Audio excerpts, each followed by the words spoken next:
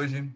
É com muita alegria, muita satisfação que vai nos falar hoje é o Dr. Glaucio, cirurgião cardiovascular, que faz parte da equipe de cirurgia cardiovascular do Hospital Veredas, lá do INCOR, e também intensivista, com uma ampla experiência com a ECMO, e vai nos falar hoje desse método que está tão falado hoje, né, que foi amplamente difundido com a Covid, método que, na verdade, é uma ponte para vários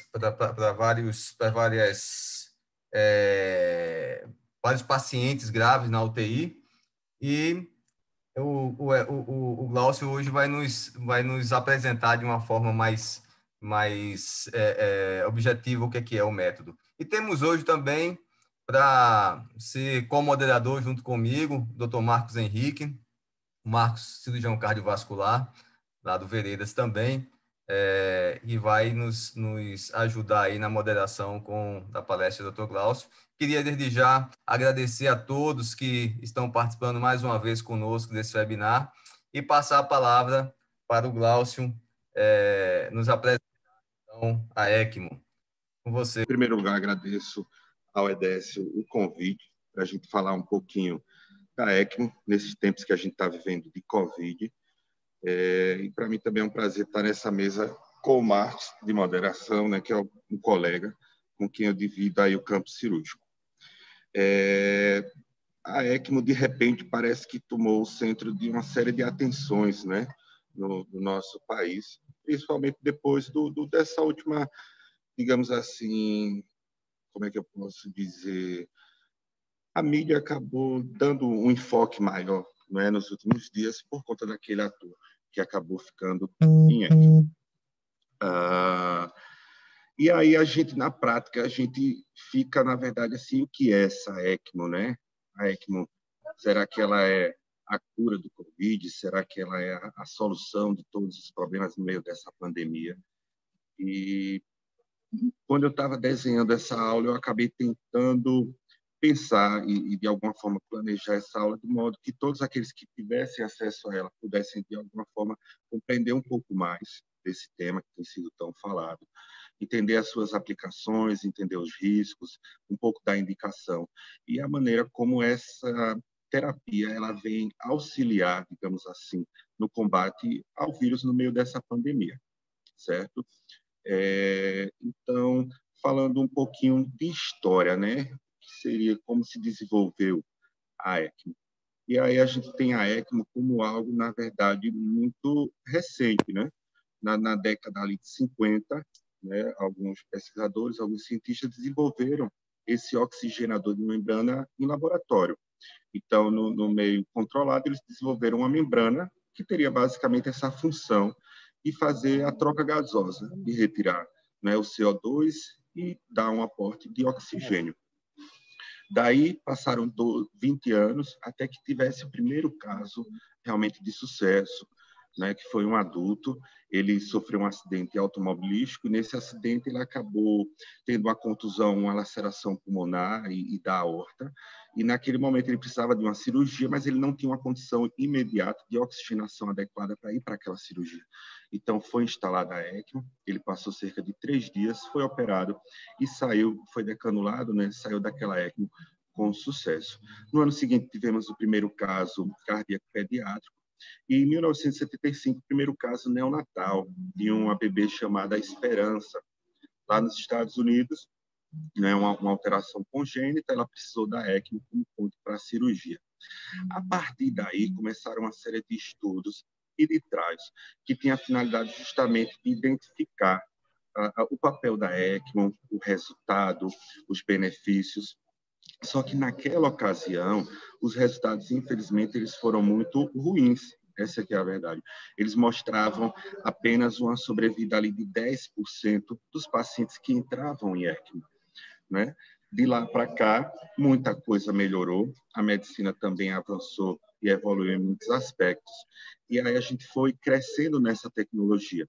Na década ali de 90, a ECMO acabou se tornando um tratamento padrão para neonatos e crianças em diversos centros americanos e europeus. Na década, né, nos anos 2000, acabou sendo também um tratamento padrão em adultos, né, onde ela era usada principalmente nas crianças, naquelas cardiopatias cianóticas ou em algumas malformações pulmonares, onde você precisava dar oxigênio para essa criança enquanto ela era tratada definitivamente. E nos adultos, naqueles pacientes, por exemplo, que necessitavam de um transplante cardíaco, mas ainda não tinham um doador e que tinham falência de bomba e precisavam da ECMO, como essa ponte para o transplante. Em 2006, vem o primeiro trial, chamado CISA. Ele foi publicado no Lancet, né? Foi um estudo inglês no Reino Unido, um estudo multicêntrico, randomizado, onde, basicamente, ele checou o endpoint foi a mortalidade. Foi observar se aqueles pacientes eles morreriam mais ou não com o auxílio da ECMO. Naqueles pacientes que desenvolviam uma síndrome de desconforto respiratório agudo grave, ou seja, pacientes que você não conseguia, dentro daquilo que era disponível em termos de tecnologia de suporte, manter a oxigenação adequada. Eles encontraram uma mortalidade de 63%, comparada com a de 47% dos pacientes que foram colocados em ECMO, e fizeram também um acompanhamento a longo prazo, de 6 meses, para observar se eles desenvolveriam também algum tipo de sequela incapacitante. E aí eles viram que não. Em 6 meses, esse benefício de sobrevida, ele cursava com a recuperação progressiva desses pacientes. Então, aquilo dali foi também um momento, digamos, importante para a ECMO, deu um suporte. A partir daí, a gente tem em 2009 o H1N1, que digamos que foi realmente o primeiro boom, porque era uma doença que basicamente viral, né, cursava com a pneumonia viral e que causava uma síndrome de desconforto respiratório agudo grave, onde os pacientes eles não conseguiam oxigenar bem, eles tinham relação, né, muito baixa, e a ECMO acabava sendo esse suporte ventilatório, permitindo que eles recuperassem esse pulmão para depois serem, na sequência, decanulados. Na sequência, a gente tem mais 2 trials, que é o TEAR e o EOLIA, que é o mais atual, de 2018. O TEAR analisou basicamente as ECMOs PA, ou seja, aqueles pacientes que precisavam do suporte também mecânico, hemodinâmico, de bomba, e ele também mostrou um aumento da sobrevida. O que chegou a ser um resultado, na verdade, que balançou muito a comunidade científica foi esse último trial de 2018. Porque, apesar de ele ter uma mortalidade menor na ECMO, no final das contas, eles encontraram um resultado que não era significativo estatisticamente. Isso balançou muito a comunidade científica, deixando a implantação da ECMO de uma forma muito controversa. Será que ela realmente traz benefício?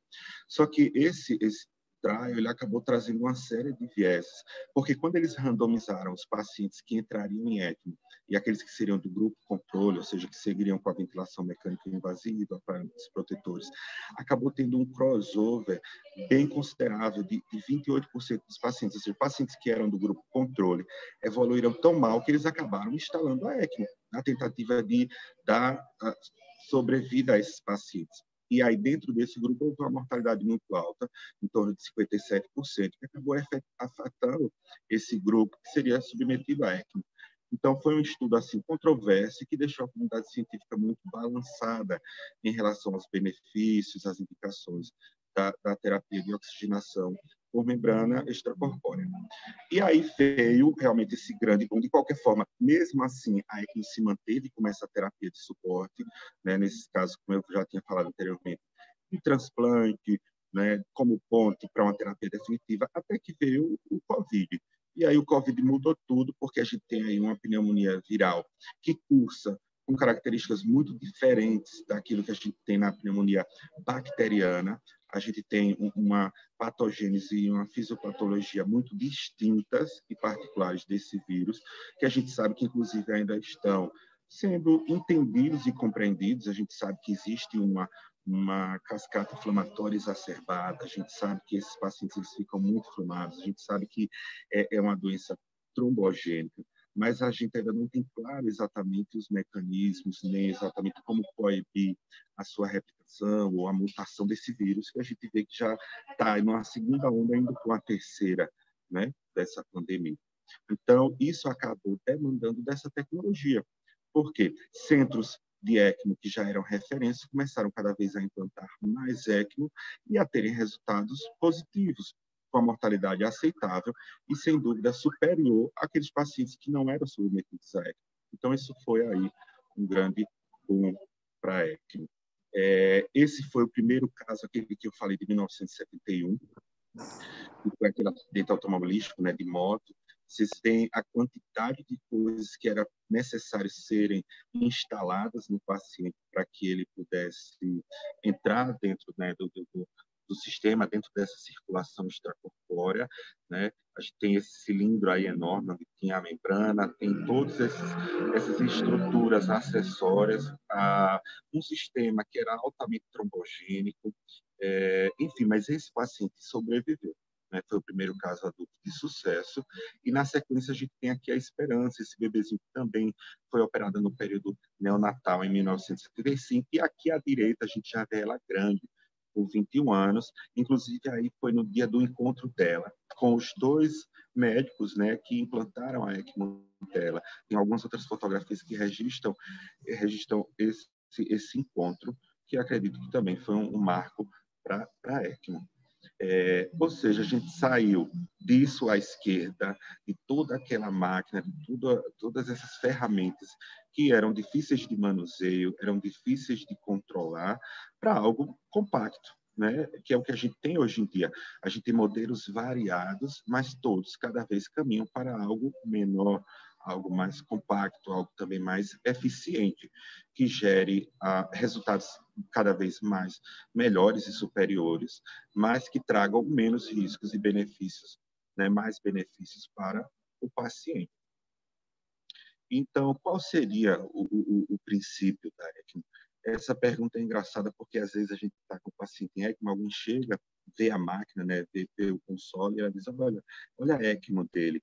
E, na verdade, se a gente for pegar o pé da letra, a ECMO seria a membrana, que é uma coisa pequena, né, comparada com o console, com o trocador de calor, e que, geralmente, as pessoas, às vezes, nem percebem que ela está ali no circuito. Então, o princípio... Então, a gente pode dizer que a ECMO, né, a sigla em si, ela fala dessa terapia de troca, né, de oxigenação por membrana extracorpórea, mas ela, ao mesmo tempo, ela é um conjunto, né, de partes, né, que compõem o circuito. Né? E qual seria o princípio da ECMO? Basicamente, ela vai pegar esse sangue desoxigenado, e aqui eu estou falando basicamente da ECMO VV, já que o tema é COVID, mas na frente eu vou explicar um pouquinho da diferença entre a ECMO VV, né, que é a veno-venosa, e a VA, que é a veno-arterial. A maior parte do nosso enfoque vai ser a ECMO VV por conta do COVID, né? Onde basicamente a gente tem a função hemodinâmica e cardíaca preservada e a nossa falência de troca gasosa. Então, a gente precisa, na verdade, trocar gases, então a gente acaba não mexendo no sistema arterial. Então, como está nesse gráfico, a gente tem aí uma cânula que drena o sangue venoso, passa por uma bomba, e essa bomba, na verdade, ela vai fazer esse fluxo, não é? Pela diferença de pressão, e a bomba joga esse sangue no oxigenador, né? Que é de fato quem vai tirar o CO2, oxigenar esse sangue e devolver esse sangue, né, arterializado para o paciente rico em O2 e com baixo CO2. Então, basicamente, essa é a ideia, o princípio básico da ECMO. A diferença, por exemplo, na ECMO VA é que esse retorno ele vai se dar numa artéria, porque eu vou considerar um paciente que tem uma falência de bomba, então ela vai ajudar no débito cardíaco. Tá? Mas esse é o raciocínio quando eu tenho um choque cardiogênico ou um paciente ponte para transplante com insuficiência cardíaca grave. Na ECMO VV, a gente vai ter uma ECMO entre o sistema venoso mesmo, e as canulações são as mais diversas. Aqui a gente está vendo mais ou menos aquilo que a gente faz hoje na prática, que é uma canulação venosa femoral, passa pelo circuito e é devolvida na jugular interna, tá certo? Venosa também ali na altura da cava superior. Então, eu tenho uma drenagem do sangue que chega no meu coração através dessa cava inferior e eu devolvo na cava superior para tentar jogar isso para o meu ventrículo e, a partir daí, passar pelo pulmão. Tá? Então, dentro desses princípios, eu vou pegar esse sangue dessaturado, drenar ele, vou remover o CO2, adicionar O2, e então esse sangue retorna para a circulação por uma outra câmara. Se essa cânula for venosa, é uma ECMO veno-venosa, e se essa cânula for arterial, é uma cânula veno-arterial. Como a gente pode ver nesse diagrama, a gente tem aqui mais ou menos o que seria o resumo do nosso circuito. Uma bomba, que é quem recebe a cânula de drenagem, através, nessa parte do sistema, a gente tem uma pressão negativa, já que a gente está drenando o sangue do paciente, e a partir da bomba, a gente tem pressões positivas. Essa bomba ela vai jogar esse sangue na membrana, o sangue, quando ele passa na membrana, pela difusão e diferença dos gases, ele vai acabar fazendo essa troca de CO2 e o aporte de O2. Então, essa cânula retorna para o paciente oxigenado, que é essa última parte da gente ver vermelho, né? E essa parte azul seriam os gases, porque eu tenho tanto um misturador aí na parte superior esquerda, onde eu vejo um misturador, é porque eu não ofereço só oxigênio. Da mesma forma que nós respiramos o ar ambiente, então aqui eu tenho uma mistura, um sweep, né, como eles chamam, entre ar e oxigênio, na verdade, formando esse gás que vai gerar essa troca. Aqui, eu trouxe essa figura, nós temos hoje vários tipos de membranas, essa é uma membrana cilíndrica, mas eu trouxe ela porque nesse tipo de membrana a gente consegue ter esse visual de como o sangue chega escuro e do como ele sai, né? Claro, mais avermelhado. Isso é importante, a gente sempre conversa com o pessoal que uma das coisas primeiras que você olha é se há uma diferença na cor da sua membrana. Por quê? Se essa membrana ela não tem uma cor distinta, se as minhas duas cânulas elas parecem estar da mesma forma, com a mesma coloração, é porque eu não estou oxigenando esse sangue. Percebam aqui, né, que à medida que ele passa pela minha membrana, ele passa de um sangue venoso para um sangue arterial, ok? Eu vou pedir só a vocês um segundo. Alguém poderia me dizer? Pronto, eu acho que assim fica mais tranquilo para aqui e para vocês. Então, assim, a gente precisa lembrar que toda matéria é transitória e que, às vezes, a gente precisa passar por determinados percursos para a gente chegar naquele objetivo que a gente pretende, certo? E por que eu estou dizendo isso? Porque a gente tem que lembrar que a ECMO ela é uma terapia de ponte, ela não é uma terapia curativa. Isso é uma coisa importantíssima da gente conversar quando a gente fala com os pacientes. Por quê? Porque, às vezes, eles têm a ideia de que no momento que a gente instala a ECMO, aquele paciente ele vai ser curado. E não é bem dessa forma, não é verdade? A ECMO ela vai permitir o quê? Ela vai permitir que esse pulmão ele descanse. Eu tenho um paciente que está ali com o seu pulmão comprometido, com a sua ventilação comprometida, e ele precisa de tempo, porque com as medidas que eu tenho, com a minha ventilação protetora, eu não estou conseguindo permitir que ele descanse, que ele ventile, que ele saia daquela hipoxemia ou daquela acidemia, né, refratária, que é o que vai gerar o óbito, que vai gerar um prognóstico reservado. Então, a ECMO, ela me dá esse tempo de recuperação. Então, ela vai ser sempre essa ponte, ou para recuperação, ou para uma decisão de uma terapia definitiva, ou ponto para o transplante, como eu falei naqueles casos de um transplante, ou de um transplante seja pulmonar, ou cardíaco, enfim. Tá? E quando a gente fala, então, daqueles circuitos, né, entendendo agora que a ECMO não é uma coisa só, mas ela é um conjunto, né, de componentes. Então, a gente vai ter a bomba de sangue, o oxigenador de membrana, um trocador de calor, né? Porque esse sangue ele sai do paciente, ele é drenado por uma máquina, ele sai para o meio, então vai perder calor. Aqui a gente sabe, mesmo sendo quente, o ambiente de UTI é sempre um ambiente controlado, ele tem uma temperatura controlada. Então é preciso um trocador de calor para que esse sangue ele volte para o paciente aquecido. Né? Temos então o console, que é aquela máquina que a gente geralmente vê cheia de números, que na verdade é a nossa rotação. As investigações apontam que os... Tu tá mexendo aí, termina, tá sem som agora. Tá? As nossas cânulas e o nosso conjunto de tubos. Vocês estão conseguindo ouvir legal? Então, aqui... Ouvindo bem, Glaucio.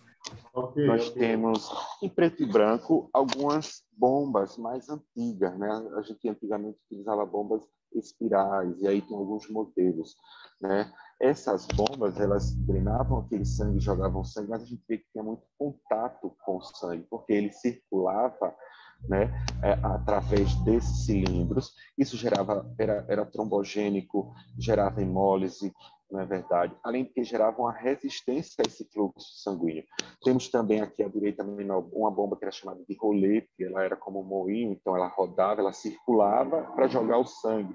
Mas isso também causava hemólise, causava uma dificuldade a esse fluxo sanguíneo natural. E essas bombas elas foram evoluindo juntamente com o circuito da ECMO, até chegar no que nós temos hoje. Aqui são três bombas centrífugas, que é o que a gente tem hoje, de três marcas distintas, mas a gente vê que elas trazem mais ou menos a mesma geodinâmica, né? É um sangue que ele chega nessa parte superior, ele vai rodar nessa bomba e ele vai ser jogado para a minha membrana. Ou seja, bombas cada vez menores, não é? Que conseguem ter uma eficiência e um fluxo cada vez maiores, com a resistência baixa e pouco contato dentro dessa membrana com o meu sangue, gerando menos hemólise, menos resistência do sistema. Tá? Então, a gente vê aqui mais ou menos o entendimento, ou seja, o sangue ele chega venoso em cima, ela roda e joga esse sangue para a minha membrana. Perceba que até aqui esse sangue ele continua venoso, ele continua com baixo O2 e com alto CO2, porque ele ainda não chegou na minha membrana, que é quem vai oxigenar esse sangue. E aí a gente vê aqui agora as membranas, efetivamente, essa é uma cilíndrica. O esquema aqui na letra B, ele mostra como o sangue ele chega, né? E à medida que ele passa pela membrana, ele entra em contato com aquela mistura de gases, e o CO2 é removido e eu adiciono o O2 nessa mistura. E aí, a partir dessa membrana, sim, quando ele sai da membrana, ele sai oxigenado, né? E em tese com baixo CO2, tá ok? Para ser devolvido para o paciente. Então, essa é uma outra membrana, né? Essa da Maquet, atualmente, ela é a membrana que tem a maior eficiência no mundo todo, ela que consegue oxigenar mais, tirar mais CO2 e que tem os menores gradientes pressóricos, né, que são as pressões que a gente mede antes e após a membrana, porque ela realmente tem uma alta performance, ela é feita com essas fibras ocas, né, de um polímero, e isso conseguiu uma eficiência muito maior na troca. O sangue, à medida que ele passa, ele tem contato tanto com o trocador de calor, que é esse fluxo de água, mas esse fluxo ele não chega a entrar em contato com o sangue, porque esse trocador de calor ele não é estéril, é uma água normal, é só aquecida. Então, à medida que o sangue vai passando, ele encosta nessas cápsulas de água, ele aquece. E os gases, sim, os gases, eu vou mostrar aqui, eles entram em contato com o sangue e pela diferença de difusão, pelos poros que existem nessas fibras ocas, acontece a troca. Tá? Essa realmente é uma membrana muito boa e a gente vê a diferença nos pacientes. A gente teve alguns pacientes que a gente colocou uma outra membrana, eram pacientes que tinham um peso elevado, não é? E ela não era suficiente, digamos, para manter o fluxo adequado daquele paciente. Quando a gente troca, a gente consegue ver como melhora a eficiência. Lógico, não desmerecendo as outras membranas, porque a gente sabe que tem pacientes menores ou tem pacientes que têm uma demanda menor, mas a gente sabe também que nessa doença, especificamente no Covid, a gente tem pacientes, às vezes, que não ventilam nada, não tem troca nenhuma, com paciência zero, entendeu? E aí, nesses pacientes, a gente precisa realmente de uma membrana que seja mais eficiente. Aqui a gente consegue ver à esquerda essas fibras ocas. Até algum tempo atrás, as nossas membranas elas eram de silicone, hoje em dia elas são feitas com essas fibras ocas de polimetilpentene, é um polímero sintético e ele aumentou muito a eficiência, a troca e diminuiu a resistência. A gente vê aqui, né, que o oxigênio ele passa por dentro, né, dessas fibras ocas e ela vai jogando esse fluxo do gás, que é o oxigênio, mais a mistura de ar, e à medida que o sangue passa, tem pequenos poros que vão realizando essa troca. Aqui à esquerda a gente tem um trocador de calor, eles geralmente são grandes, eles podem vir como esses separados ou virem já acoplados ao meu console. Eles têm só essa finalidade de jogar água no sistema o tempo todo para aquecer o sangue que eu vou retornar para o paciente.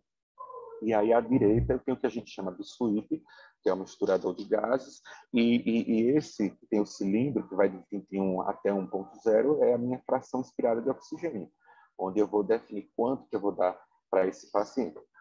Aqui mostrando, né, a seta laranja é onde eu ajusto a troca, quanto vai de gás e quanto vai de O2, e o azul eu calculo ali a minha FI, que na maioria dos pacientes, lógico, eu vou dar uma FI de 100%, né, se ele está inflamado, se ele está precisando da ECMO, se ele está numa síndrome de desconforto respiratório agudo grave, então ele necessita, né, supõe-se, de uma alta fração inspirada de oxigênio para a gente tentar dar o máximo de oxigênio para esse paciente para diminuir a demanda e a necessidade para aquele pulmão. Tá? Aqui são 3 consoles. Né? O console, basicamente, é onde a gente vai dar para ele definir a rotação e o fluxo. O fluxo que é sempre definido de acordo com o peso do meu paciente, com a superfície corpórea. A gente sabe que cada paciente ele tem uma demanda individual. Temos pacientes que demandam mais, pacientes que demandam menos.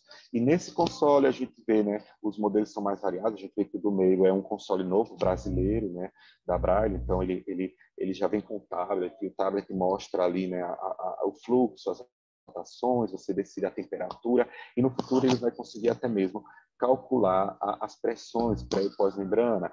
Na esquerda, e vejam que no do meio, por exemplo, o termutador do calor, o trocador, ele está embaixo, né? Já, ali no console, ele já está embutido um termutador, a gente tem os tubos ali presos, né? Os tubos, o kit de tubos. Já no da esquerda, a gente tem um termutador embaixo e o console em cima. No da direita, a gente vê só o console. Esse é só um console onde a gente tem os dados de fluxo de rotação e o termutador, o trocador de calor, ele fica à parte nesse meu sistema.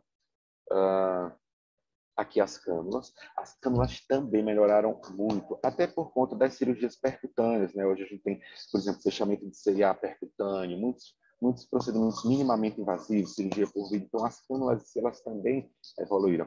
E o perfil delas baixou. O que é o perfil? São cânulas cada vez mais finas, mas que conseguem ter uma eficiência, uma troca muito boa.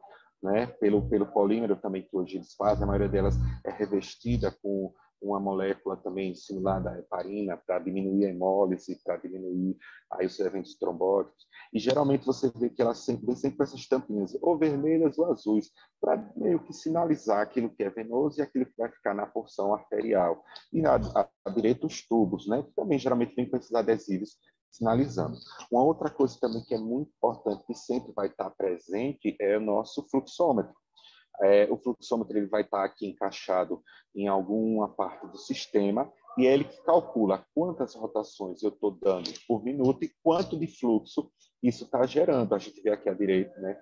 Por exemplo, um console, onde eu tenho aqui, para vocês entenderem, 4.710 rotações, gerando um fluxo de 3,83 litros por minuto para esse meu paciente.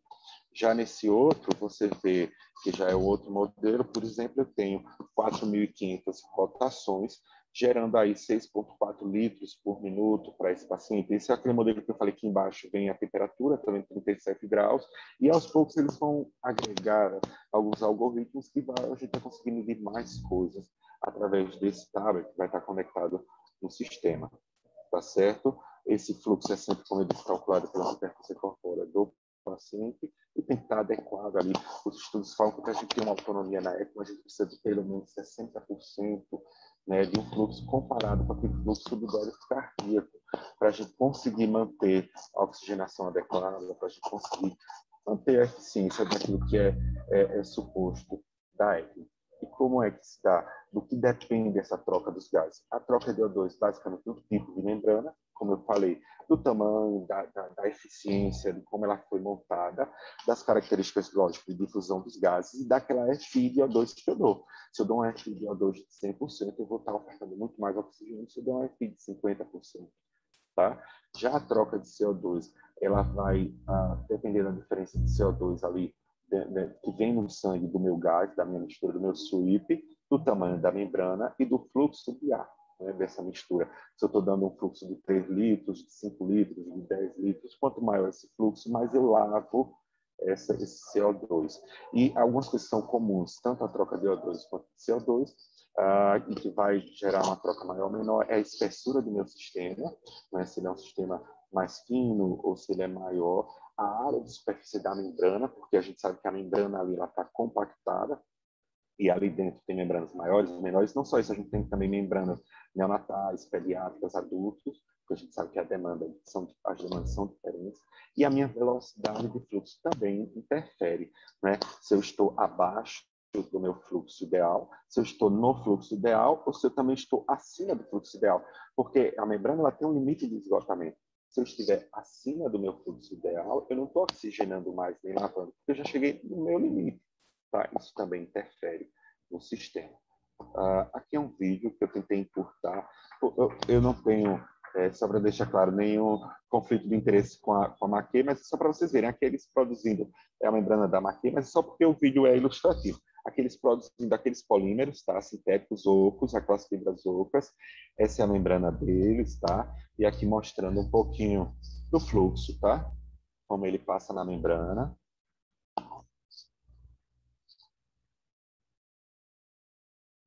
E à medida que ele passa, a gente vê que ele muda a coloração. Esses são os polímeros, tá?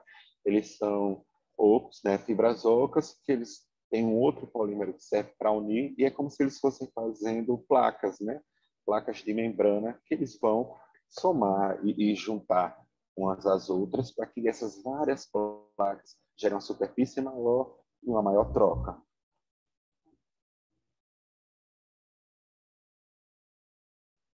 Ela é muito eficiente. Isso é verdade. Esse sistema que eles desenvolveram diminuiu muito a resistência do sistema, as pressões, e melhorou bastante a troca.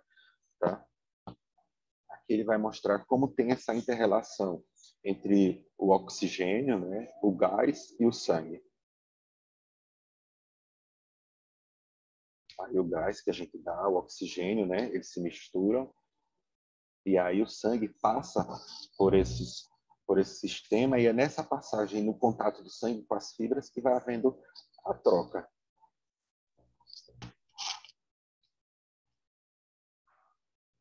Ó, e ela vai tendo as fibras ocas, esses microporos, que é onde o oxigênio passa e entra no sangue, né?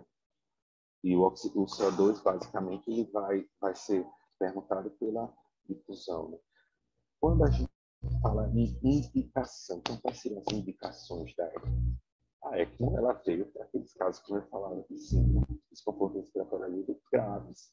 Na verdade, a gente tem que pensar que aquele paciente, primeiro, que eu não consegui manter nas condutas não invasivas, né, conservadoras, eu evoluí para uma ventilação mecânica, eu fiz uma sedação adequada, eu deixei ele numa ventilação protetora, né, seguindo todos aqueles parâmetros que têm sido tão discutidos, né, entre a gente, ou seja, pressões baixas, né, sem eu estar pressionando ou distendendo esse pulmão, respeitando a complacência, mas mesmo com essas medidas, ele não respondeu com troca, ele não melhorou a minha relação, eu tenho relações baixas. Qual é o próximo passo? Eu tento sedar mais, eu tento curarizar, eu tento pronar esse paciente, porque a gente sabe que no COVID a pronação ela melhora a distribuição e a hemodinâmica ventilatória, e mesmo assim eu continuo não conseguindo oxigenar, nem lavar o CO2, ou eu estou numa acidemia que seja muito grave, com pH abaixo de 7,5. Então, esse paciente ele tem uma mortalidade acima de 80%. Né? Ele está numa síndrome de conforto respiratório agudo grave. Então, esse paciente que não responde, ele vai para a ECMO. Ele tem indicação de ECMO. Entendeu? Esse basicamente é o raciocínio. É um paciente onde eu fiz tudo certo, eu fiz tudo no tempo certo, né? Eu não deixei ele vários dias com indicação de entubar e não entubei, ou, por exemplo, eu entubei e não sedei, deixei ele brigando na ventilação. Não, eu entubei na hora certa, eu sedei da forma certa, eu deixei na ventilação protetora, eu pronei e ele não respondeu. Esse é o meu paciente com indicação de ECMO, né? Nesse momento atual da história, com a tecnologia que a gente dispõe, esse é o paciente com indicação. E isso é engraçado porque, inclusive, os estudos, aqueles trajes que eu falava no início, principalmente o CISA, o ponto de corte dele foi de 7 dias, porque ele percebeu que depois de 7 dias de ventilação, num pulmão estressado, num pulmão, você começa a ter fibrose, você começa a ter distensão, então você já perde o ganho da ECMO, porque a finalidade da ECMO é fazer esse pulmão descansar. Então, se eu deixar esse paciente mais de 7 dias ali ventilando mal, Então, eu perdi esse time. E é engraçado, porque quando a gente lê os estudos, principalmente os mais atuais, que comparam o tempo de instalação de ECMO, de indicação de ECMO, a diferença em termos de horas de indicação e mortalidade da curva, ela é muito grande. Às vezes, uma diferença de 6, 12 horas, eu abro a minha curva de mortalidade e duplico a mortalidade nessas 6 horas que eu perdi da ECMO, entendeu?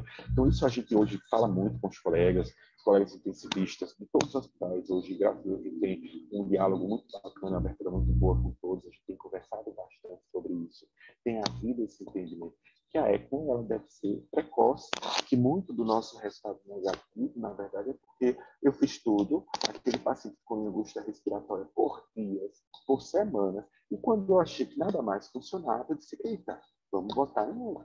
Só que resultado, a ECMO faz o papel dela, que é oxigenar e retirar o CO2, mas eu já não tenho mais substrato, eu não tenho mais pulmão, ou seja, é um paciente que ele fica bem, a gasometria é maravilhosa, mas ele não sai de ECMO, porque ele não tem mais alvéolo, ele não tem mais substrato pulmonar, alveolar, para sair daquela ECMO. Tá? Então, isso é importante. Então, resumindo, o que seria a minha indicação de ECMO? Né? Pela ELSO. A ELSO é a organização que controla e organiza as ECMOs, o suporte, né, circulatório extracorpóreo de oxigenação. Então, a ELSO ela é uma organização excelente, ela tem diretrizes muito boas, inclusive eu vou falar mais na frente, ela fez documentos específicos para o COVID, ela orienta, ela dá uma assistência muito boa aos centros, né? E o que é que ela preconiza, o que é que todo mundo meio que segue como parâmetro? A indicação seria aquela hipoglicemia grave, um acidemia importante, ou seja, tem aquela acidose ali grave, que eu tento corrigir, o paciente continua muito acidótico, eu vejo que é respiratório, não é metabólico, eu sei que aquele pH de 7.2, 7.1, 7.0, 6.9, ele vai levar ao óbito. Ou aquela hipercapnia, aquele PCO2 que está estourado, está acima de 60, 65, 70, 80, 90, que eu sei que também vai levar a uma curva inflamatória que vai terminar em óbito. Então, essas são as indicações. E lembrar, a ECMO, quanto mais precoce, melhor o meu resultado, melhor o meu desfecho.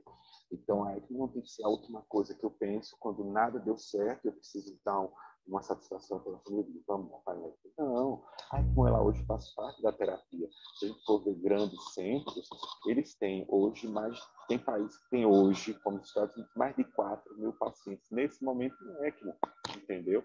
Então, a gente tem que tentar seguir, porque a gente começou na mesma vanguarda que eles. A gente começou as implantações naquela mesma época, né? Só que depois a curva abriu, eles foram avançando, a gente ficou ali esperando, se acreditando. Então, a gente tem que avançar também. E esse boom do Covid mostrou isso, né? A pandemia ela não está ainda numa situação resolvida, ela ainda está a resolver, o vírus pode mutar de novo, a gente está tendo a questão da vacinação, está sendo muito controversa nos últimos dias, abriu uma série de discussões, entendeu? Enfim, então a gente tem que continuar firme, tentando desenvolver terapias adjuvantes e que ajudem na recuperação desses pacientes, principalmente porque a gente viu da primeira para a segunda onda uma mudança enorme no perfil de pacientes, né? Do idoso para pacientes mais jovens, se amanhã a gente tiver as crianças, os adolescentes. Então a gente tem que avançar no entendimento da doença, no entendimento do vírus, no combate, na vacinação, em todas as ferramentas possíveis que nos ajudem a combater essa pandemia. Isso aqui é um fato. E por que ser precoce? Esse é um vídeo que eu trouxe para a gente não chegar nessa tomografia. Isso é o que ninguém quer implantar ECMO num paciente com esse pulmão aqui. Eu vou tentar passar aqui para vocês, deixa eu ver se ele roda. Essa é uma tomografia que a gente não espera, né? Vocês vão ver aqui, vai começar um lobo superior esquerdo, que já tem um pouco de lesão, né, de vidro fosco, começa a ir o direito também com lesão, e à medida que a gente vai avançando, essas lesões elas só aumentam. Mais vidro fosco, a gente já começa a ver consolidação, aqui a gente já tem broncograma aéreo, e quando a gente parte aqui dos lobos médios para a base, a gente tem várias áreas de consolidação, onde a gente já não tem mais alvéolo, né? A gente fibrosou esse pulmão, entendeu? Então, é isso o que eu não quero. Eu não quero chegar nesse pulmão aqui. Eu quero ter um paciente que ele está num tempo bom e viável, onde eu vou colocar ele em ECMO, a ECMO vai oxigenar esse paciente. Eu vou deixar esse paciente descansar. E esse paciente, gradativamente, ele vai mostrar sinais de melhora, né? Os testes diários, as provas inflamatórias, né? Diabetes, ferritina, tudo que a gente tem hoje, procalcitonina, checar a infecção secundária, complacência, aos poucos, isso vai mostrando a recuperação, porque ainda, apesar de tudo, ainda segue sendo uma doença limitada, né? Ela tem o seu tempo de curso, né? Hoje, na segunda onda, a gente vê uma doença muito mais arrastada, um tempo muito mais prolongado da doença, mas ainda é autolimitada. Então, a gente tem que dar o suporte para que no momento que esse pulmão recupere a sua função, a gente consiga sair de ECMO, tendo ainda um pulmão mais sadio possível. E lembrar que mesmo em ECMO, a doença, o COVID, ele continua, a pneumonia viral, ela segue instalada naquele paciente. Então, esse alvéolo, ele continua sendo agredido, ele continua sendo comprometido pela doença. Então, também não é tão simples. Como eu digo, não pode achar, colocou em ECMO, o paciente agora está salvo. Não, é uma terapia conjunta a todas as outras terapias, né? Todos os outros cuidados, eles seguem nesse paciente, tentando preservar ao máximo esse pulmão. Contraindicações, tem contraindicação absoluta? Bom, não tem. O que a ELSA orienta atualmente são contraindicações relativas. Por exemplo, se você passou daqueles 7 dias numa ventilação mecânica, né, protetora ou não protetora, você subentende que você já começou a ter fibrose, então é o momento que você já começa a balançar isso aí. A gente vê que os melhores desfechos são aqueles pacientes que instalaram ECMO entre o segundo e o quarto dia. E engraçado que do terceiro para o quarto já tem diferença estatística na mortalidade. Então tem que ser precoce. Eu tenho que entender que, por exemplo, aquele meu paciente que está numa síndrome de desconforto respiratório agudo, que eu pronei esse paciente, né? E ele tinha, por exemplo, uma relação ali, um índice de 85, 80, 85, eu pronei. Ele foi para esse índice de 90, 95, 100, ele não é respondedor. Porque isso também é engraçado. Às vezes a gente conversa com os colegas e ele diz, olha, a gente pronou e o índice foi de 100 para 105. Esse paciente não é respondedor à prona. Ou seja, não adianta ficar pronando ele diversas vezes, porque ele não está respondendo. O paciente que responde à prona, ele tem um ganho de oxigenação muito mais expressivo, de pelo menos aí 30%, 40% do basal. Entendeu? Então, isso é importante ter em mente. Tem em mente, quando você aciona um time de ECMO, você não está querendo dizer que aquele paciente vai entrar naquele time ECMO. Você vai querer dizer que você tem ali um time junto para discutir, para pensar, para raciocinar, para ver possibilidades, para ajustar, às vezes, a ventilação, a sedação, discutir a curarização ou não, né, o bloqueio neuromuscular, tá ok? Uma outra contraindicação relativa é aqueles pacientes que têm alguma imunossupressão importante, seja por doença, seja por medicação, às vezes eles já têm uma neutropenia muito acentuada, são pacientes que eles vão cursar com infecção maior, mas é lógico, a gente já colocou em pacientes que são jovens, né, que estão tratando ali uma doença, por exemplo, reumática ou de outra etiologia, e que o médico assistente daquele tratamento, ele diz, olha, eu vou curar esse paciente, então, bote. Ou seja, eu sei que é uma ponte que ele vai recuperar também daquela imunossupressão. Outra contraindicação relativa são as hemorragias de nível central recentes, ou que estão em acompanhamento, ou que evoluíram nos últimos meses. Pacientes que tenham comorbidades intratáveis, né? Eu sei que o paciente, por exemplo, às vezes tem uma doença terminal, um câncer, eu sei que a ECMO não vai mudar a doença de base daquele paciente. Então, isso tudo se soma, esses riscos. Então, é importante acompanhar. E a idade, muitas pessoas perguntam em relação à idade. A idade não é uma contraindicação específica, mas sabe hoje, com os estudos, que o risco da ECMO cresce com a idade. Pacientes mais jovens, eles têm muito mais matéria-prima, eles são muito mais rígidos, eles toleram mais do que os pacientes com mais idade, tá certo? Mas ainda assim é algo a ver caso a caso, né? Esse é uma parte da estrutura do próprio documento da ELSO. Se entrar na ELSO, lá eu vou mostrar aqui a página, ela dá o documento, dá um link para você baixar, ele é curtinho, então rapidamente você consegue ver as diretrizes, as principais orientações no COVID da ELSO, falando sobre ECMO, tá certo? Ela resume mais ou menos o que eu falei. Essa é a página, tá vendo? Ele tem o link aí já em vermelho, baixar o guideline, tem várias línguas. Eu coloquei aqui em azul grifado o site, né, elso.net, e a partir daí você acha o COVID, ou mesmo digitando Elso, que é a Elso Mundial, né, tá, o site em inglês, você vai encontrar a Elso Latina, e aí está em português, ele tem o guideline também em português, tá joia? E aí vem as recomendações, ele é curtinho, é muito objetivo, e ele esclarece bastante coisa. Tem algumas orientações aos centros, e as que também não são dos centros de ECMO. Mecanismos da ECMO, a gente tem que lembrar que a ECMO, como eu falava, não é um implante só. Implantei a ECMO, o paciente entrou em ECMO, a gasometria melhorou, acabou. Não, não é. A ECMO é implante, a ECMO é a manutenção, a ECMO é a descontinuação. A minha ECMO ela só acaba depois que eu decanulo esse paciente, né? E às vezes ele vai demorar dias em ECMO. Isso é importante, porque às vezes é como aquele paciente que você fez uma cirurgia imensa e você disse para ele, acabou. E aí no primeiro dia ele sangra, ou tem uma arritmia, ou tem alguma intercorrência, enfim. A ECMO é dessa mesma forma. A implantação é o primeiro estágio, a gente planeja bem a ECMO para que a implantação ela ocorra bem, porque existem os riscos inerentes à implantação. Da mesma forma, a manutenção, a gente vai acompanhar esse paciente, vai acompanhar a parte infecciosa, vai acompanhar como é que está o hemograma dele, como é que está a parte inflamatória, em que momento da doença ele se encontra, até que eu perceba que esse pulmão começou a melhorar e eu comece a planejar, então, a descontinuação dessa ECMO. Tá? Então, nessa manutenção, quais seriam, então, os nossos protocolos? A gente faz a inspeção do sistema diariamente, né, porque a gente sabe que é um sistema extrínseco ao paciente. Hoje, todas as empresas que fornecem implants têm feito uma propaganda muito grande sobre o biofilme, né, que muda de nome conforme a empresa, e cada uma faz aquilo de uma forma, mas nada mais é do que o revestimento da parte interna dessas membranas sintéticas, dos tubos, das cânulas, da própria membrana, de biofilmes ou de moléculas similares à da heparina, que diminuem a minha reação.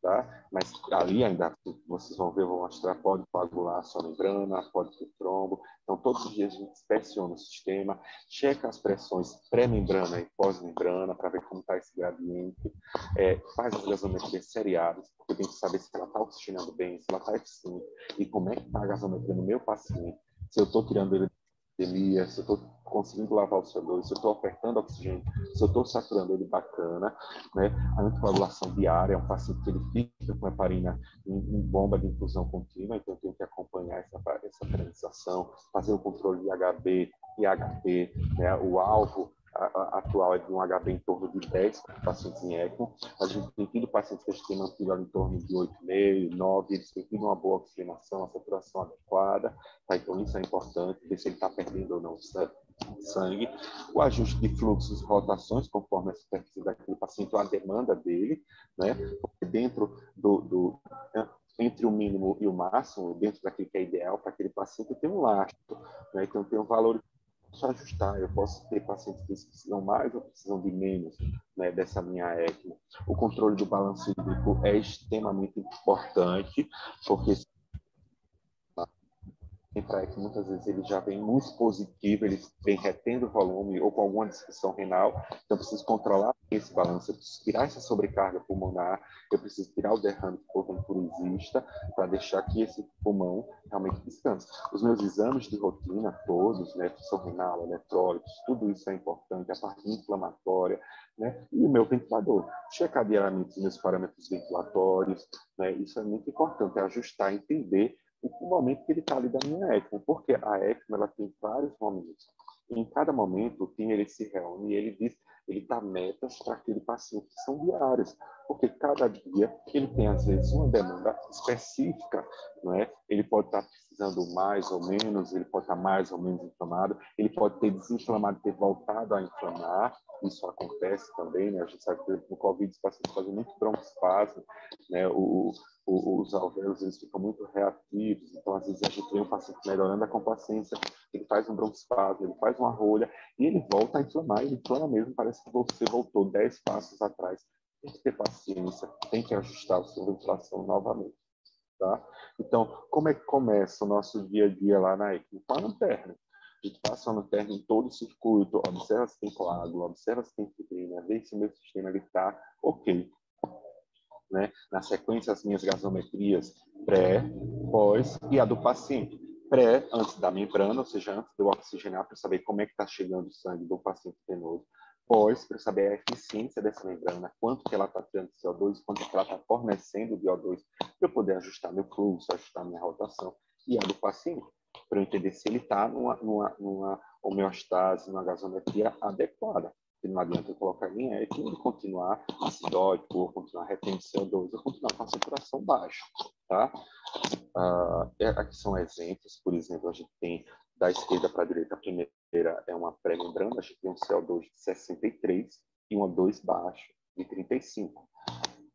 Pós-membrana, esse CO2 cai e o meu O2 aumenta, mas veja que para as membranas atuais, um PO2 de 136 pós-membrana ele é baixo, porque hoje a pós-membrana ela vai me dar um PO2 de 200, de 300, de 400. As eficiências são muito boas das membranas.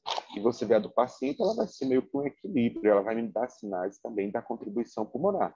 Se esse pulmão está contribuindo ou se ele não está contribuindo nada. Então, aqui é uma membrana que ou a gente precisaria dar mais fluxo, ou aumentar a FI se não estiver em 100%, ou aumentar o meu gás para lavar esse CO2, ou realmente não está no limite dela, entendeu?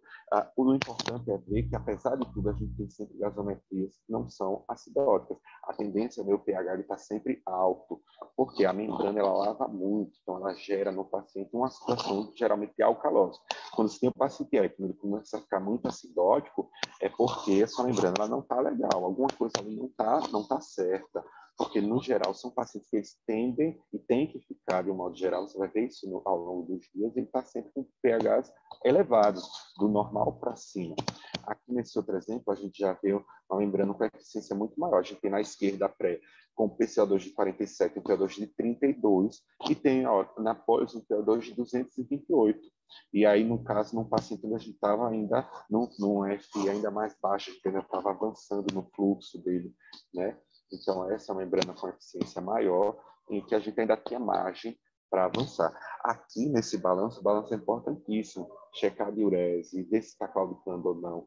Evacuação, a gente sabe que são pacientes que às vezes ficam, ou já vêm, né, de um histórico de sedação e bloqueio neuromuscular, então eles estão ali às vezes com o ilho meio adinâmico, estão constipados, vai gerar um aumento de pressão pulmonar. Eu sei que esse pulmão está relaxado, então se eu tiver uma pressão intraabdominal muito importante, a maioria dos pacientes nessa síndrome deles são obesos, então eu vou estar também perdendo um pouco da minha... O som está com muita interferência.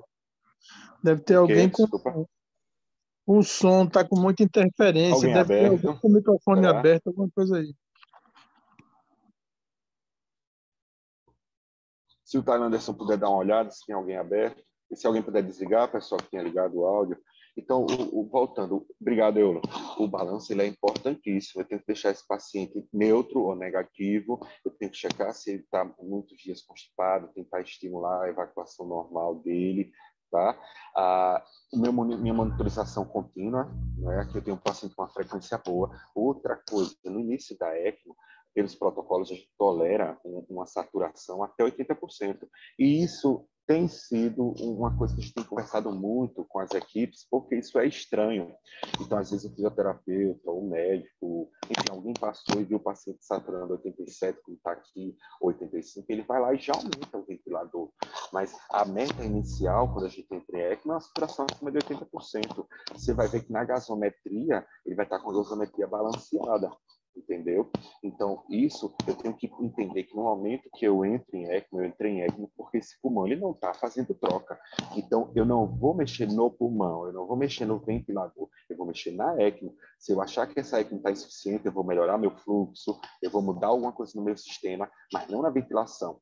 Isso não é algo genérico. Lógico que tem momentos que o paciente descompensa, desatura mesmo, e você tem que ajustar ali o ventilador no momento emergencial. Mas na ECMO inicial, a gente tolera saturações mais baixas, e isso é totalmente aceitável e esperado. Outra coisa importante, não é obrigatório, mas ajuda muito um vigileu para você ver o débito cardíaco do paciente, você ver essa interação pulmão-coração, se está bacana, se o seu débito cardíaco continua adequado, tá? Isso também é legal. Tá? Mostra o seu volume sistólico. Aqui o SEBline, um BIS, né? Na esquerda a gente tem aquele paciente nos primeiros dias de ECMO, a gente deixa ele sempre com um BIS em torno de 20 até 40, no máximo 50, mas a gente deixa ele bem sedado, né? Isso também é muito importante, é muito comum, né? Os meninos estão aqui acompanhando, a gente coloca o paciente, ele está naquela angústia respiratória, ele continua ataque apneico, e quando você coloca no BIS ou no SEBline, está lá embaixo. está com BIS de 10, ele está bem sedado. Aquilo dali é uma resposta à hipercapnia, porque a gente sabe hoje que tem outros mecanismos na musculatura respiratória, ali, diafragmática, que tem essa função de compensar o CO2. Então, às vezes, ele já está bem sedado. Nesse paciente, o que é que eu vou fazer? Eu vou sedar mais? Não. Se o meu BIS está adequado, o que eu vou fazer é curarizar. Ele está necessitando de um curare, na verdade. E aqui à direita a gente tem um BIS já um pouco mais alto, um pouco mais avermelhado no sideline, ou seja, eu estou com esse paciente num despertar, estou acordando esse paciente. Esse é um raio-x mostrando os pulmões que têm chegado para a gente, né, do COVID. Vocês veem essa coisa toda tomada, né, muitas vezes bilateral, realmente. Aqui, o raio-x, né, ainda nos protocolos raio-x de ar, comparar, você ter o evolutivo desse paciente é importante. Porque a gente vê aqui, por exemplo, desse paciente, no dia 4, ele tem o pulmão muito mais aberto do que no dia 15, né? E aí eu tenho que checar isso com a minha gasometria, porque às vezes, em tudo que eu fiz uma ventilação protetora, esse meu pulmão, ele fechou, né? Então, se ele fechou, eu preciso reabrir. Nesse paciente, por exemplo, no dia 15, a gente olhou, apesar de não estar na melhor fase, né, respiratória do raio-x, mas a gente vê que de alguma forma ele colabou. Tanto é que a gente voltou a fazer manobras, a gente vê que no dia 17 ele voltou a abrir. Eu melhorei a ventilação dele, eu encontrei um ponto onde eu abri o pulmão e eu não distendi o pulmão. Isso também é importante. Quando a gente entra em ECMO, toda aquela ventilação inicial que às vezes deixa todo mundo muito confuso, porque a gente às vezes até inverte a relação, a gente deixa 2-1, ou seja, o dobro de tempo de inspiração, é porque eu não tenho mais a preocupação de lavar o CO2 com o pulmão. A minha preocupação é deixar esses alvéolos abertos, nem distendidos, nem fechados, ou seja, eu não vou causar nem biotrauma, nem atelectotrauma, né? Nem eu vou fechar esse pulmão, nem eu vou distender, sobredistender, eu vou deixar ele aberto. Por isso que a gente tenta deixar tempos inspiratórios mais longos, né? Um volume um pouco mais contínuo, né? E aí uma ventilação ultraprotetora. Se antes ele estava numa ventilação protetora e não foi adequada, ou seja, não supriu, quando a gente tem ECMO, a gente tem que ficar super protetora. E isso é engraçado, porque às vezes quem olha diz, nossa, mas ele está fazendo 1 litro por minuto, está muito baixo, né? Pelo menos vamos dar 3 ou 4, isso assusta. Mas às vezes o paciente precisa mesmo ficar parado. E eu lembro, até comentei com os colegas do time, na H1N1 teve vários pacientes que a gente desligava o ventilador, deixava por 6 horas desligado, 12 horas, para ele realmente descansar. Até porque naquela época a gente ainda não tinha tão clara a questão do atelectotrauma, então a gente achava que ele realmente tinha que parar e descansar, como outros órgãos, né? Hoje não, a gente tem que o ideal é deixar ele aberto, né? Aerado, mas sem distender. Então, aqui, por exemplo, a gente tem que ter esse raio-x evolutivo, está sempre comparando, está checando se congestionou de novo, se reteve volume ou não, tá? Aqui é um outro paciente, né? A gente vê ele no dia 7, era um raio-x ruim, mas a gente vê que na sequência ele ficou ainda mais congesto. Então, a gente precisou negativar a balança para ele, tá? Aqui a gente vê também como eles oscilam, né? Às vezes eles melhoram, depois voltam a piorar. O COVID, ele tem essas oscilações na evolução. Aqui nessa foto desse ventilador, mostrando nessa ventilação que eu falava 2-1, um tempo expiratório longo, aqui ele está controlado, e um volume ali de 1.1, ou seja, um volume ultraprotetor baixíssimo, meio que seguindo aquela regra da ELSE, né? Uma F baixa de 30, uma PIP de 10, uma frequência de 10 e uma pressão controlada de 15. Esse, digamos assim, é o modelo padrão que a ELSE traz. A gente atualmente tem individualizado conforme cada paciente, mas dessa forma está seguindo o padrão, tá joia? E esse volume ele vai recuperar mais para frente, tá? Esse é um paciente, por exemplo, eu vou mostrar agora uma sequência do ventilador. Ó, ele ventilava 1.4, né? Tinha uma complacência baixíssima, não fazia volume, ele não passava de 180, 190 de volume inspirado, tá? Na sequência ele foi para 2, depois ele foi para 4, depois ele foi para 7, para 8 e ontem ele chegou em 9.1. Essa é a evolução. Isso é de um dia para o outro? Não é. Tem que ter paciência, tem que esperar desinflamar, tem que acompanhar o exame, né? Nos 3, 4 últimos dias, o DHL dele despencou de 1.000 e cacetada, foi para 1.000, depois caiu para 500, 400. Então, eu sei que ele desinflamou, né? Naquele momento dele, ele melhorou. E agora sim, eu estou recuperando, eu estou recrutando, eu estou manobrando. Essa é uma outra discussão muito extensa, se eu devo recrutar ou manobrar. Bom, recrutar esse paciente só se ele tiver complacência. Se ele não tem complacência, deixa ele descansar. ele começou a readquirir com paciência, ele começou a dar sinais de melhora, seja na gasometria, porque o seu PO2 começou a aumentar, ou seja, eu comecei a observar que o pulmão está voltando à sua atividade, aí eu começo a recrutar ele. Tá? Mas, lógico, fisioterapia é importantíssima, eu digo isso todo o tempo, os meninos do time, é o pessoal da UTI, aspirar o paciente, fazer manobras desobstrutivas manuais, isso sim é legal. Isso abre a minha periferia, abre aqueles alvéolos mais posteriores. Se o paciente tiver indicação prono paciente, a gente teve um paciente que a gente realmente achou que não estava evoluindo legal, depois de muita discussão, um a favor, outro contra, enfim, a gente acabou pronando, fizemos 2 ciclos e ele melhorou bastante. Então, assim, tudo isso deve ser levado em consideração diária. Um pouquinho sobre as complicações. Quais são as complicações que são descritas? O sangramento, né, porque é um paciente que está paralisado. O tromboembolismo, principalmente no COVID, teve muitos casos, está bem descrito. Complicações relacionadas à canulação, a trombocitopenia induzida pela heparina e também as complicações neurológicas, que pode ser das mais simples, aquele sangramento discreto, lacunar, ou realmente sangramento mais expressivo, que é o que é mais temido, né? Aí você perde o paciente. Aqui algumas imagens, por exemplo, de uma hematura, a gente começou a lavar essa pela sonda vesical, em 2 dias clareou, melhorou da hematura. Esse outro TEP bilateral, onde estão as setas, né, a gente tem uma falha de preenchimento, então ele fez trombo, mesmo com a heparina, às vezes eles têm o mesmo TC alargado, um TTP alargado, na hora que se faz o tromboelastograma, a gente vê que ele está no perfil trombogênico, isso tem acontecido muito no COVID. Aqui relacionado à cânula, é uma cânula femoral, que a gente vê lá sangrando. Nesse caso, é um sangramento pequeno, de baixa monta, então o que a gente fez foi trocar o curativo e comprimir, e aí ele parou. Às vezes a gente pausa um pouco a heparina ou baixa, né, dentro daquilo que é a nossa meta de heparinização, no geral, eles controlam.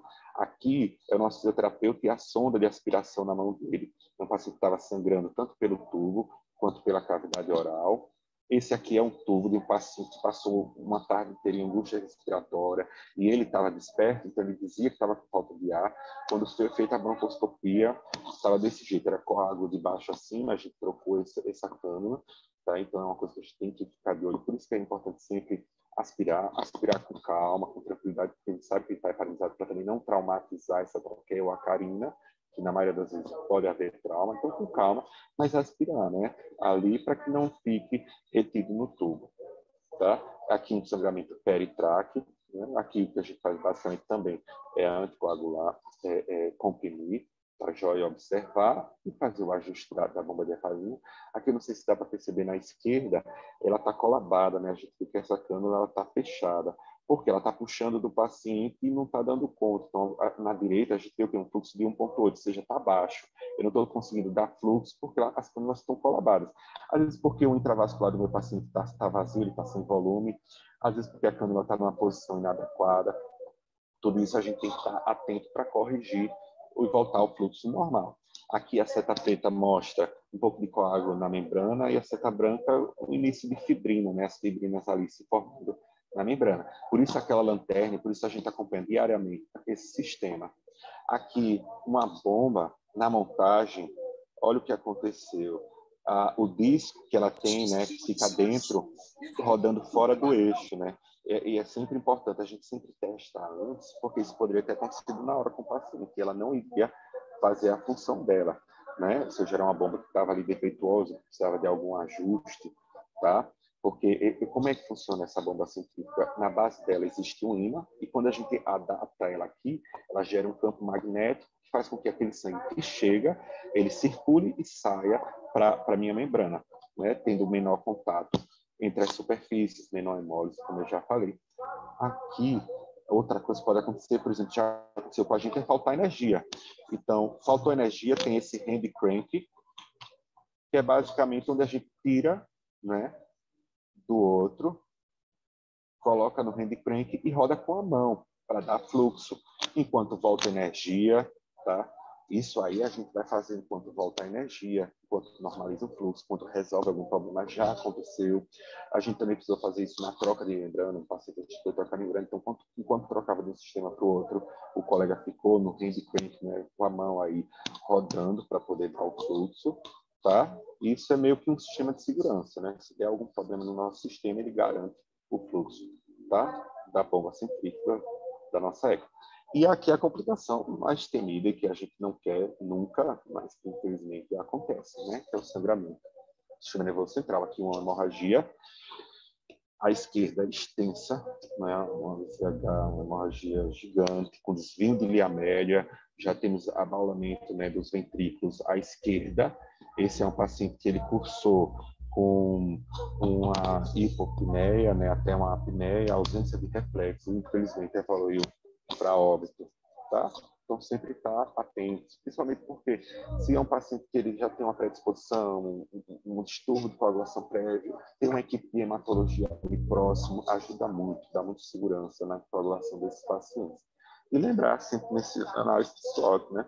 Cuidar, tratar, esperar e controlar, ir controlando infecção secundária, controlar uma insuficiência renal ali transitória e esperar, porque no momento certo ele se recupera e a gente decanula esse paciente. Tá? Aqui, eu tomei a liberdade do pessoal lá do coração. Esse é o primeiro paciente aqui em Alagoas, nasceu teve alta pós-ECMO, é o Felipe, e eu parabenizei o pessoal quando eles fizeram essa postagem, e parabenizo mais uma vez o Kleber, toda a equipe que fez a ECMO dele, porque eu acho que isso não é um ganho para o Hospital X8, mas é para a medicina, é para a ciência, é um ganho para todos. Isso mostra que a terapia é eficaz, é um resultado nosso, aqui do nosso estado. Então, existem pessoas capacitadas que conseguem fazer bem esse trabalho, né? Então, eu parabenizar todos que cuidaram do Felipe, todos que se envolveram, né? É engraçado que algumas semanas atrás alguém perguntou assim, nossa, é que não vale a pena? Rapaz, para quem teve contato com o Felipe, viu a esposa dele, para as 2 filhas dele, vale a pena. Valeu todo o esforço, vale a pena. Entendeu? Eu sei que às vezes tem aqueles que são mais cientistas e tratam dos números, mas para a gente que trata do paciente, isso aqui, por exemplo, é uma imagem que vale mais de 1000 palavras e, enfim, vale a pena. Entendeu? Então, parabéns mais uma vez aí ao pessoal, né, que trabalhou aí duro por esse paciente. E aqui um gráfico mostrando a distribuição de ECMO hoje nos diversos centros pelo mundo. Estados Unidos hoje tem muita ECMO, Europa também, e o Brasil tem ampliado, né? Na sequência vem ali a Ásia, a Oceania e a África, pouca coisa ali na África do Sul, mas está crescendo. O site da ELSO, ele traz muitos números, se vocês entrarem lá, eles mostram. Então, até o presente momento, são mais de 151 mil casos, em mais de 450 centros pelo mundo, os centros, eles cresceram demais.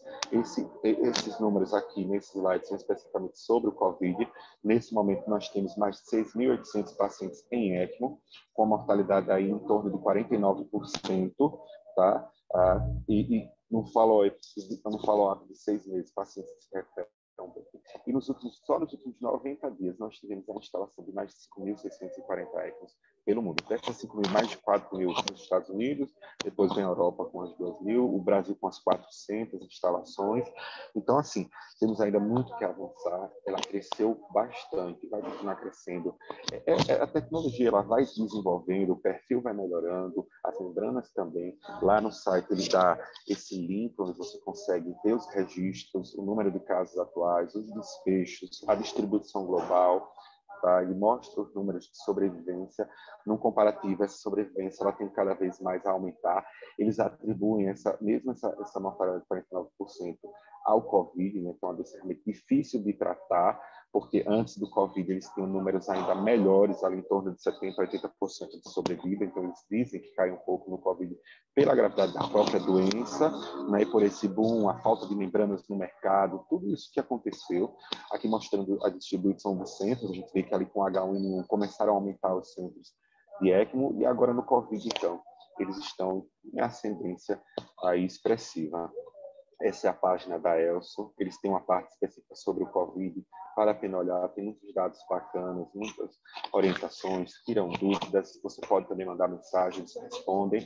Aqui a gente criou também o time, um fluxograma, e o que ele diz basicamente, independente das indicações, é que você pensou em ECMO, chama o time de ECMO. O time de ECMO ele vai avaliar aquele paciente, isso não quer dizer que ele vai instalar aquela ECMO, a gente já contraindicou algumas, porque não tinha indicação, porque estavam fora da janela, ou a gente achou que não era o momento, ou a gente achou que poderia sedar melhor, curarizar, e o paciente respondeu. Então, assim, não quer dizer que quando você chama para instalar ECMO, mas é pensar, lembrar que essa terapia existe, que ela está disponível, não é aqui, então chama. E eu fiquei muito, muito feliz porque aos poucos a mentalidade, a forma de pensar sobre a doença, ela vai mudando. Há 1 ou 2 semanas eu recebi uma ligação e a colega lá disse assim: Cláudio, eu cheguei no plantão, a paciente já pronou, a relação não muda. Aí eu perguntei para o colega, por que não chamou o time de ECMO? Então, isso é legal. Aos poucos as pessoas vão conhecendo a terapia, vão acreditando, e a gente vai vendo que vale a pena esse esforço, esse trabalho, tá? No guideline, no nosso fluxograma, tem os telefones do Alexandre, meu, do Eolo, da doutora Cláudia Falcão. É só acionar, a gente vai lá com toda tranquilidade, discute o caso, checa os exames, discute junto. Se não for o momento ideal, a quem não for a hora certa de implantar, a gente acompanha, dá um suporte, tá? Mas se pensou em ECMO, chama o time, porque a terapia existe, os resultados existem, e eles vão melhorar se a gente conseguir implantar naquela janela de tempo correta, onde eu tenho uma melhor resposta, tá? Agradeço de modo particular ao time que nós montamos, né, que tem se dedicado de modo sobrenatural a este projeto, uma dedicação 24 horas, 7 dias por semana. Agradeço de verdade todos os percussionistas, fisioterapeutas, os cirurgiões, os intensivistas, o pessoal que sempre agrega, que tem boas ideias, cirurgião torácico, anestesista, pessoal da nutrição, porque a ECMO, eu já disse isso desde o começo, você não consegue fazer sozinho. Ele é um trabalho de equipe, ele é um trabalho grande, que precisa realmente ter várias pessoas ali envolvidas para fazer isso dar certo. Então, agradeço a todo mundo, ao time, que tem estado muito coeso, e a gente tem aprendido muito nos nossos casos, e tem crescido bastante. E a todos que têm somado e que têm chegado para completar o time, a gente espera que ele seja cada vez maior. Tá? Aqui estão alguns, né? Alexandre, nosso cardiologista, eu também é cirurgião cardíaco, que opero diariamente, doutora Cláudia Falcão, chefe da terapia intensiva lá da Santa Casa, né? Temos os fisioterapeutas, né? O Luciano, a Alexandra, temos as nossas perfusionistas, a Ancila, a Leila, a Diana, fora todos os outros, né? Cardiografistas, anestesistas, cirurgiões torácicos, que nos ajudam nas traqueostomias dos pacientes heparinizados, né? Que fazem um trabalho bastante bacana, nas repetidas broncoscopias, quando a gente precisa lavar aquele pulmão, tá? Agradeço demais. E aqui algumas imagens. Aqui o nosso primeiro implante na Santa Casa. Aos nossos percussionistas, se você chegar lá meia-noite, eles vão estar assim, sentados do lado do paciente, olhando, checando o fluxo, checando o monitor, mandando foto, discutindo o caso. Então, são pessoas que fazem diferença. Eu agradeço às meninas. Aqui foi o nosso transporte, no segundo caso, foi o primeiro transporte aqui em Maceió, entre os hospitais que o paciente tem ECMO. Foi um transporte que a gente passou a noite anterior acordado, planejando e refazendo o percurso e pensando a melhor forma que se daria. Foram 2 ambulâncias e, graças a Deus, tudo correu bem. O paciente chegou em segurança na Santa Casa, onde a gente tem a UTI dedicada à ECMO, nossa, do time. Então, assim, parabéns ao pessoal também do transporte que veio, que entendeu a logística e que somou também, tá? Tá aí essa galera, perfusionista, o Alexandre aí junto, né? Aqui, num dos nossos implantes, agradeço o Maurício, o Silvio, que estão sempre ajudando ali na ecocardiografia transesofágica que a gente faz na implantação para checar posicionamento de cânula, para garantir, minimizar um potencial intercorrência no implante. Graças a Deus, até agora os implantes têm corrido bem e sem intercorrências, graças a todo mundo aí que participa, o Eolo está sempre junto.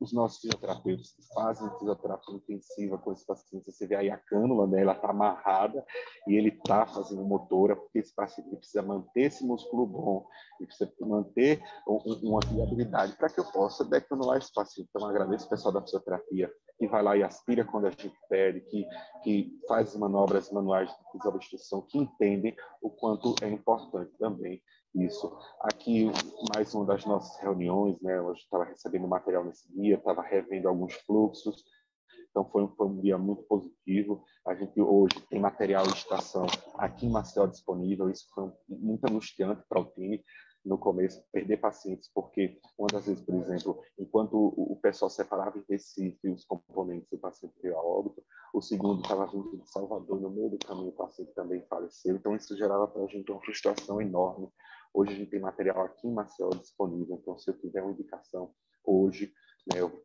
vou lá, indico com tranquilidade, com segurança, eu sei que fiz aquilo dentro de uma janela favorável, né? A gente fica mesmo ajustando o fluxo, fica ali do lado do paciente, quantas vezes for necessário, de manhã, à tarde, à noite, de madrugada, é 24 horas.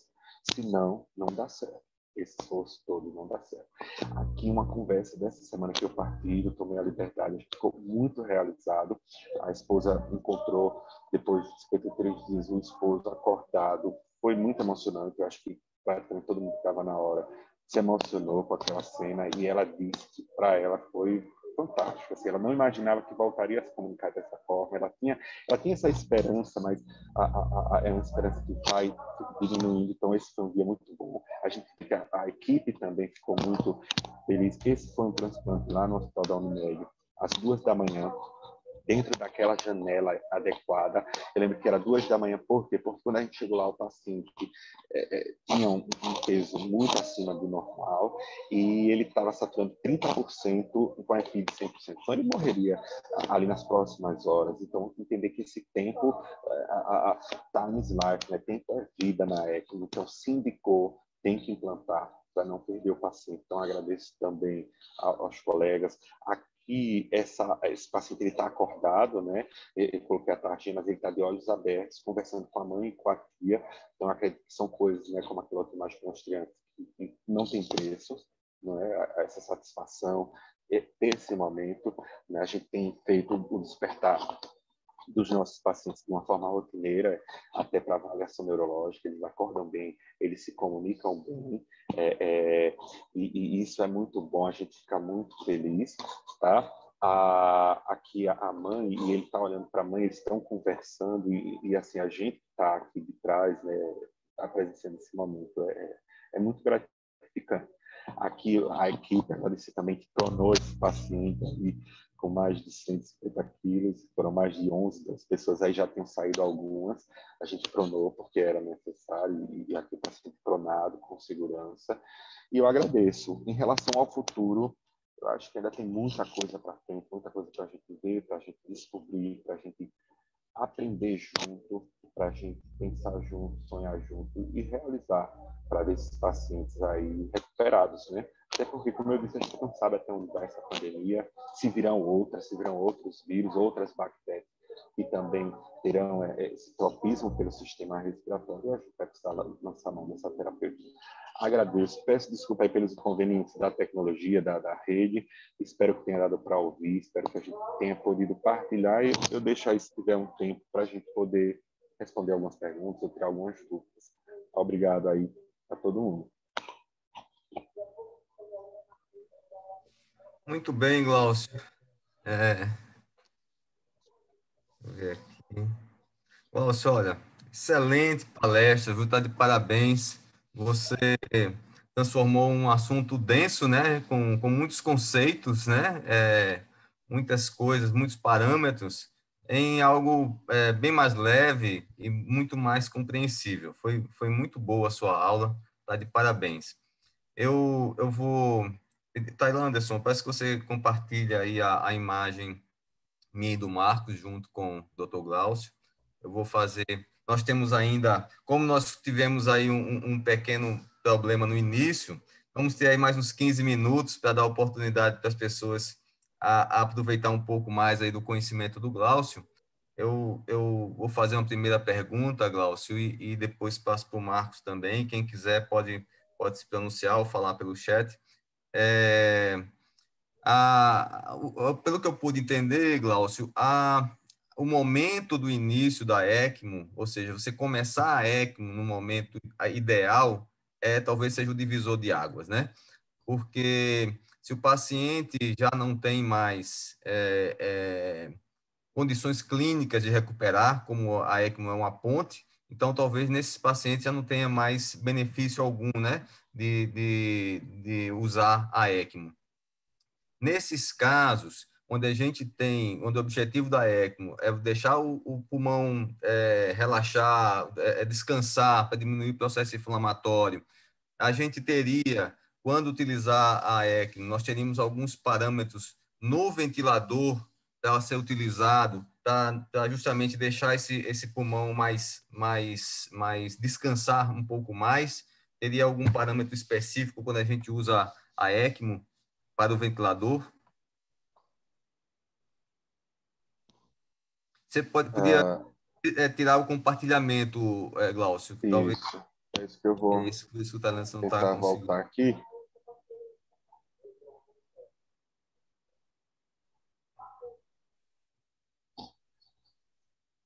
Pronto, eu acho que saiu, não foi? Ainda está aqui para a gente, a sua tela. Ah, tá aqui. Pronto, agora Agora, foi. perfeito. Show de bola. Olha, pessoal, o padrão e aquilo que é, digamos assim, o protótipo da ELSO para a ventilação inicial é a ventilação ultraprotetora. E aí vem essa formulazinha, né? 30, 10, 10 e 15. Então, seria um FI de 15, a menor FI possível. Um PIP de 10, uma pressão controlada de 10. A gente ventila geralmente a pressão controlada, porque a gente sabe que é um paciente que ele não está fazendo volume, ele não tem complacência, e deixa ali uma PIP de 10, uma frequência respiratória de 10 e uma controlada de 15.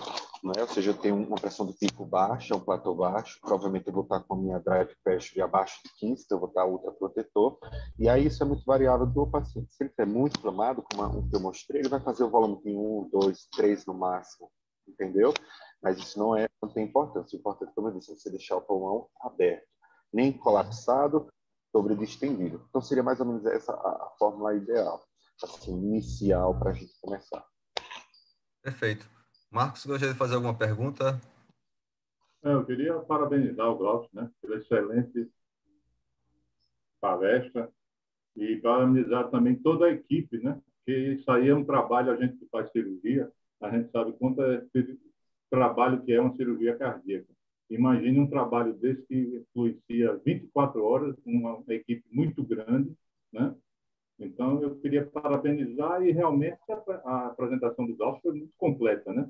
A gente sabe que tem muita coisa para ser feita ainda, é uma coisa, como ele falou, está evoluindo esse processo todo, e vamos torcer para cada dia mais a gente tentar tirar esses pacientes desses quadros tão graves que a Covid deixa neles, né? Então, parabéns, Glaucio, pela apresentação. Obrigado, Marcos. Perfeito. Muito bom.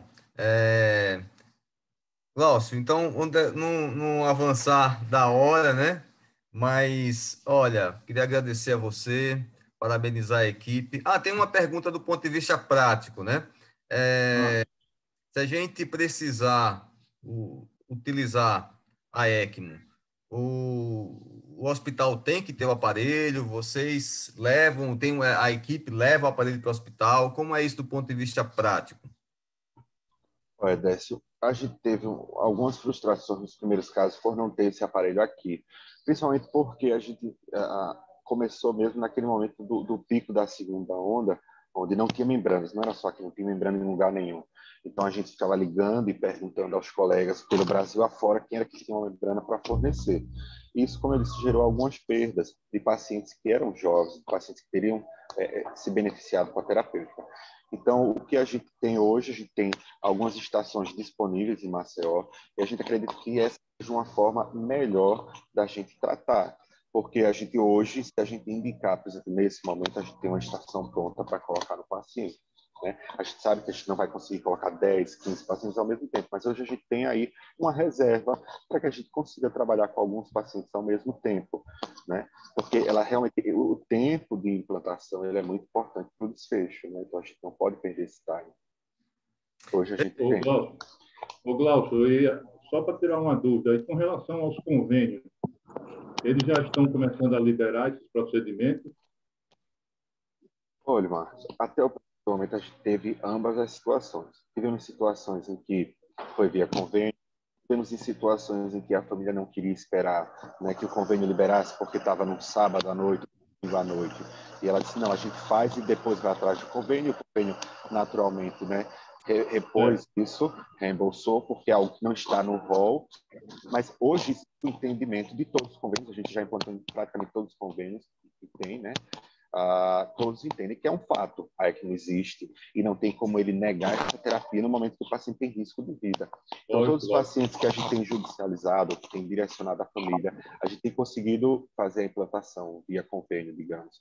E em relação ao SUS, a gente tem discutido também, né? Porque o sistema único, ele lida também com o entendimento de equidade, né? Você dá mais, precisa de mais, dá menos aqui, precisa de menos. Então, se nesse momento alguns pacientes precisam, esses casos estão sendo individualizados, não é? Existem, inclusive, propostas tramitando na Câmara para que ela faça parte do tratamento de ECMO no sistema único, mas até lá, o que é que a gente está tentando fazer? Individualizar.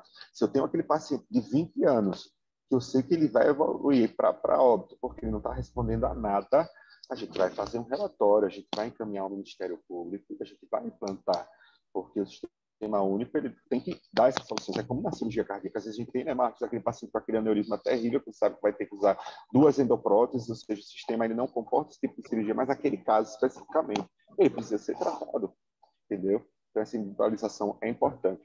Eu acho que principalmente falar que a terapia existe, né, para que a gente possa ajudar. Isso, perfeito. Uhum.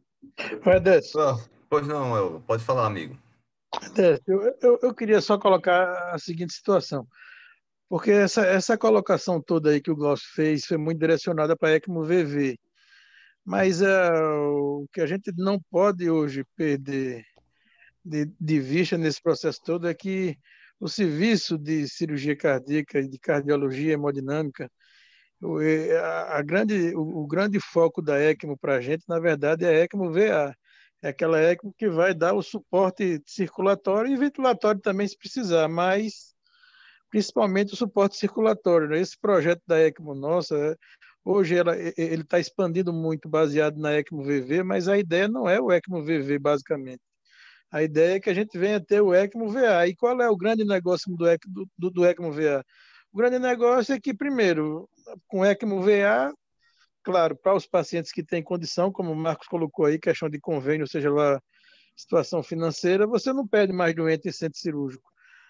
Você consegue hoje fazer com ECMO VA, você faz uma angioplastia no paciente chocado, com uma chance muito grande de recuperação, se aquele músculo estiver atordoado e estiver num processo de que ele venha se recuperar, ou que você tenha um programa de transplante. Então, o que eu estou querendo dizer é que, na verdade, o ECMO, agora, nessa situação da pandemia, a gente ingressou nesse projeto com um interesse muito grande e, claro, estamos aproveitando essa situação do ECMO VV, que é o problema pulmonar, mas que, na verdade, isso tudo tem como foco principal de se colocar realmente um protocolo de ECMO, um projeto de ECMO para frente no que diz respeito aos problemas cardiovasculares, entendeu?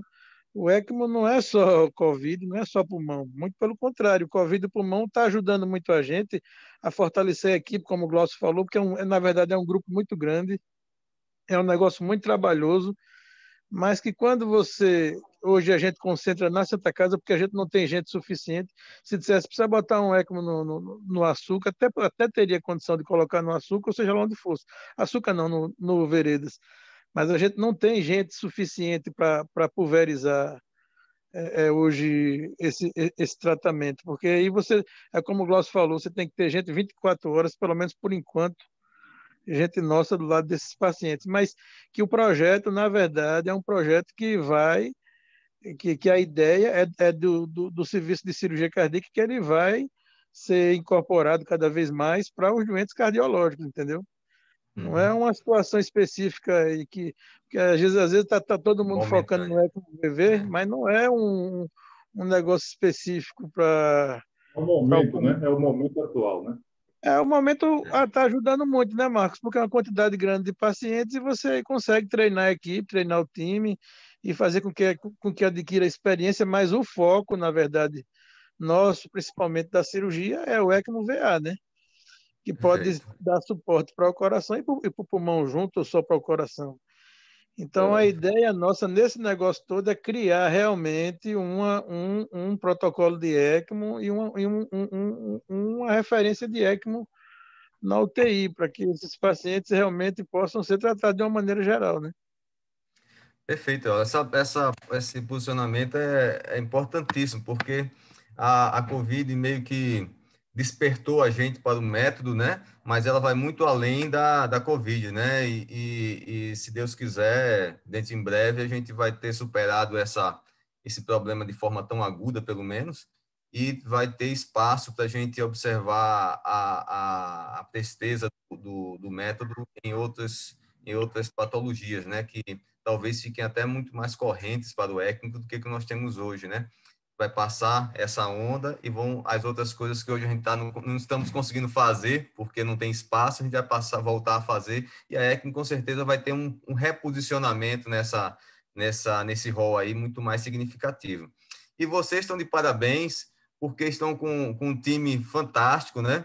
Doutora Cláudia, o Alexandre, o Eolo, você, todos da equipe, eu vi a foto ali, muito boa a equipe, está de parabéns.